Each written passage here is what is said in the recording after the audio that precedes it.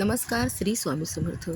आज मी तुम्हाला स्वामी महाराजांचा अगदी छोटासा अनुभव सांगणार आहे. तुम्हाला तो नक्की आवडेल. पुण्यात एका मुलीला अपघात झाला.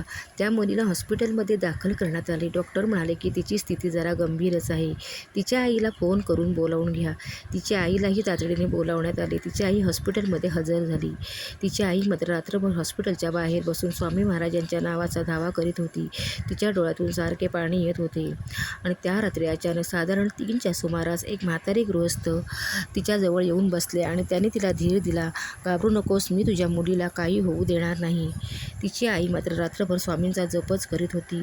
तितक्यात रात्रीचे डॉक्टर त्या मुलीला पाहायला आले. ते म्हणाले की मुलीच्या तब्येतीत सुधारणा होत आहे.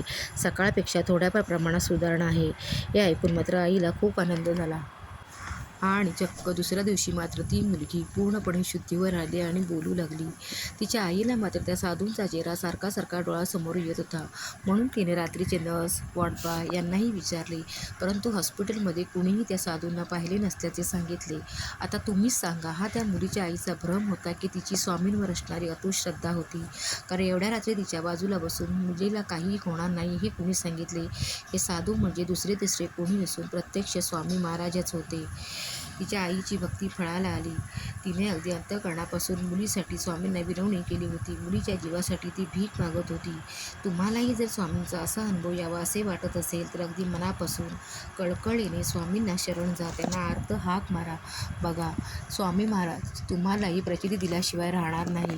तर पुन्हा भेटूया अशाच एखाद्या छानशा अनुभवासोबत. तुम्ही अजूनही चॅनलला सबस्क्राईब केले नसेल तर नक्की करा, जेणेकरून स्वामी महाराजांचे अनुभव सर्वप्रथम तुम्हाला पाहता येतील व तुम्हालाही त्याची प्रचिती येईल. तर पुन्हा भेटूया अशाच एखाद्या नवीन अनुभवासोबत. तोपर्यंत सर्वांना श्री स्वामी समर्थ. जय जय श्री स्वामी समर्थ.